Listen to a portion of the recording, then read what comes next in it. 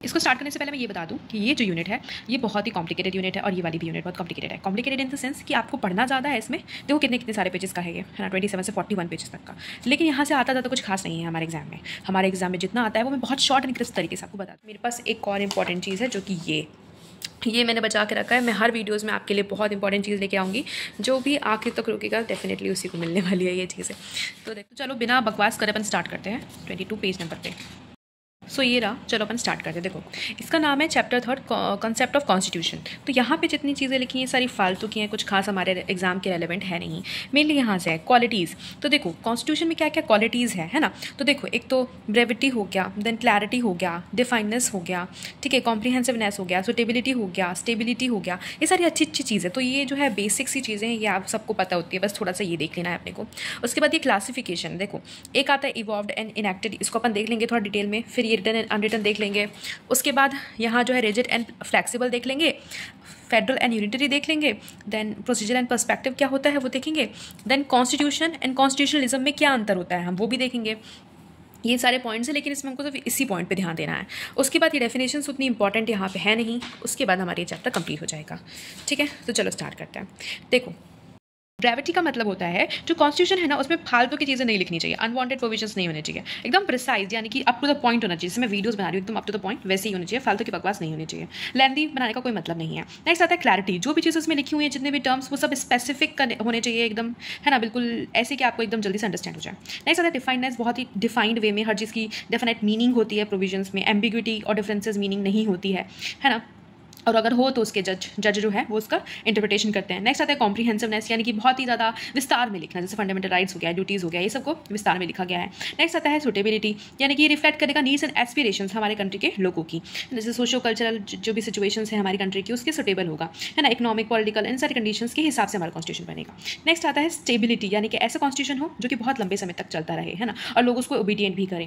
Next आता है adaptability, यानी कि ये जो है सारी चीज़ें ये अडाप्ट कर ले, है ना, डायनेमिक हो, स्टैटिक ना हो, मतलब रुका हुआ ना हो, हमारे अमेंड करने के टाइम पे ये चेंजेस होते रहे इसमें। नेक्स्ट आता है अपना ये वाला टॉपिक क्लासिफिकेशन।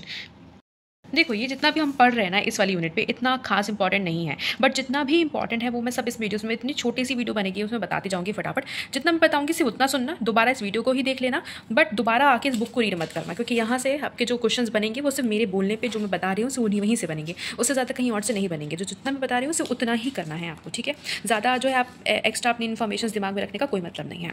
तो फर्स्ट आता है अपना इवॉल्व्ड एंड इनएक्टेड, यानी कि ये बस वही बता रहा है कि कब हमारा जो है कॉन्स्टिट्यूशन बहुत ज़्यादा लंबा टाइम तक हम उसको बनाते हैं और ये इनैक्ट हुआ 26 जनवरी को, ठीक है, बस ज़्यादा कुछ खास इसमें है नहीं।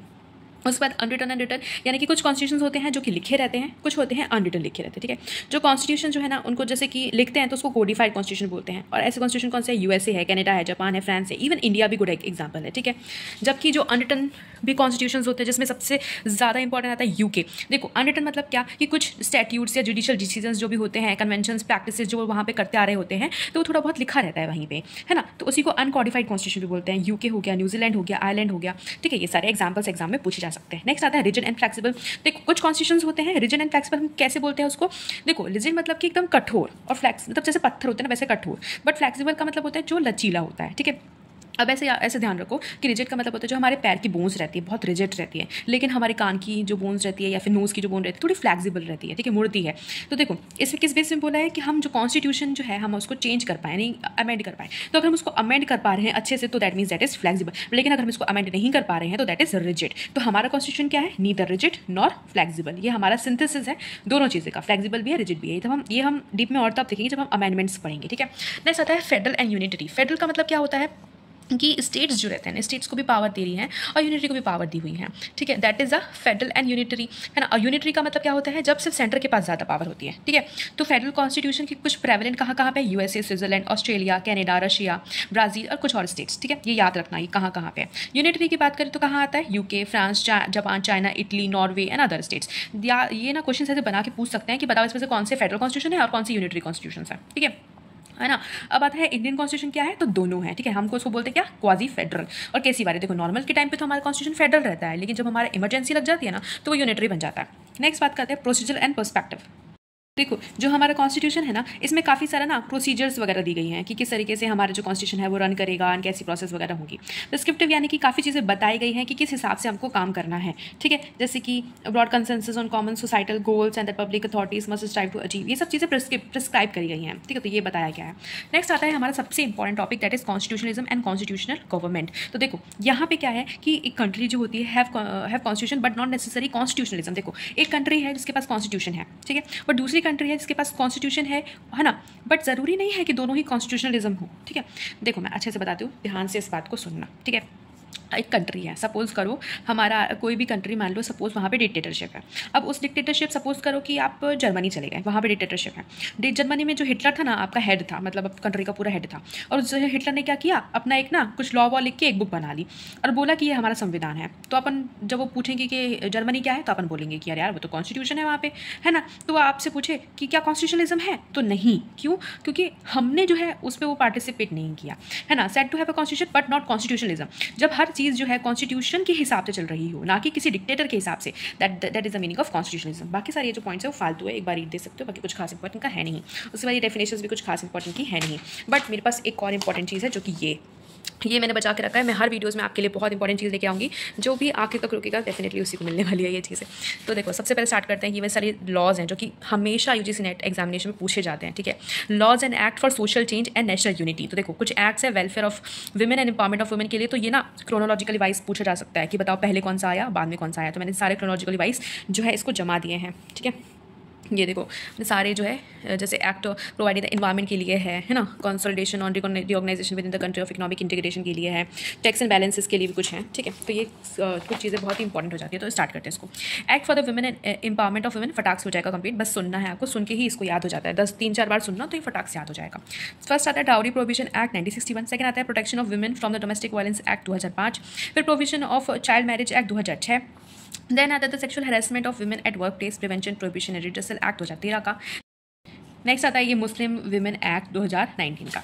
अब बात करते हैं act promoting transparency in governance. तो गवर्नेंस में ट्रांसपेरेंसी लाने के लिए दो ये हमारे 10th यूनिट में ऑलरेडी है ना, बट स्टिल हम कुछ देख लेते हैं। यहाँ पे prevention of corruption act 1988, then CVC act 2003, फिर RTI एक्ट 2005, फिर आता है act for vulnerable section population and health education and humans. तो नेशनल रूरल एम्प्लॉयमेंट मनरेगा हो गया ये 2005 का, फिर right to women to free and compulsory education 2009 का हो गया, जुवेनाइल जस्टिस हो गया 2015 का, फिर protection of childrens from sexual offence act 2012 का, फिर national food security act 2013, the rights of persons with disabilities act 2016, फिर ट्रांसजेंडर्स पर्सन 2019। उसके बाद फिर act protecting environment and biodiversity. तो द इंडियन फॉरेस्ट एक्ट हो गया 1927 का, फिर वाइल्ड प्रोटेक्शन एक्ट हो गया 1972 का, फिर एनवायरमेंट प्रोटेक्शन एक्ट 86 का, वाटर एक्ट 1974, एयर एक्ट 81, ठीक है, ST/SC and traditional dwellers act 2006। उसके बाद यहाँ पे थोड़ा सा सीक्वेंस बढ़ाया हुआ है, तो इसको पहले देख लेना, उसके बाद अपनी कॉपी में इसको नोट करना। नेक्स्ट आता है act for consultation and reorganisation within the country economic integration की बात करें तो स्टेट रिऑर्गनाइजेशन एक्ट आया था 1956 का, then north eastern areas act आया था 1971 का, फिर जम्मू कश्मीर रिऑर्गनाइजेशन एक्ट आया 2019 का, फिर गुड्स एंड सर्विसेज टैक्स आया लेजिस्लेशन 2017 का। उसके बाद ये कुछ दी हुई हैं चीज़ें कि जिसमें प्रोविजन्स क्या आते हैं, चेक्स एंड बैलेंसेज होते हैं, ठीक है। तो जैसे लेजिस्लेचर है ना, वो कंट्रोल रखता है जुडिशरी के ऊपर, एग्जीक्यूटिव के ऊपर।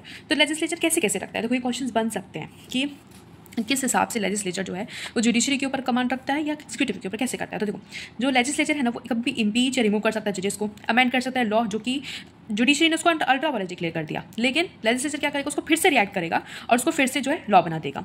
अब एग्जीक्यूटिव के ऊपर कैसे, तो उसमें नो कॉन्फिडेंस मोशन पास कर सकता है, गवर्नमेंट डिसॉल्व हो जाएगी।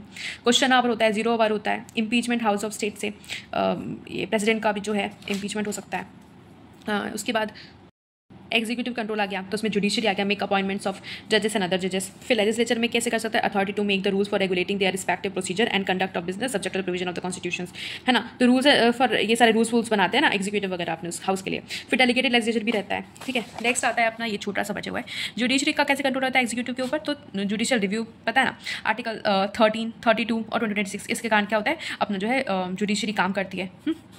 ये 13 बहुत इंपॉर्टेंट रहता है, ठीक है। उसके ये 32 जो अपना है, 26 अपना वो है रेमिडीज़ वाला, है ना। फिर आता है लेजिस्लेचर के ऊपर कैसे जुडिशरी काम करती है, तो अनअमेंडेबिलिटी अंडर द बेसिस स्ट्रक्चर, मतलब बेसिस स्ट्रक्चर जहाँ पे आ जाएगा वहाँ पे जो लेजिस्लेचर है वो अपने कानून नहीं बना पाएगी या उसको अमेंड नहीं कर पाएगी। एक केशवनाथ भारती केस में आया था 1973 के, doctrine of due procedure of law implement हुआ था कि जो है प्रोसेस भी देखेंगे हम आपका किस हिसाब से लॉ बना है, ठीक है। तो ये होता है हमारा कंप्लीट। इसके बाद हम salient feature of the constitution start करेंगे।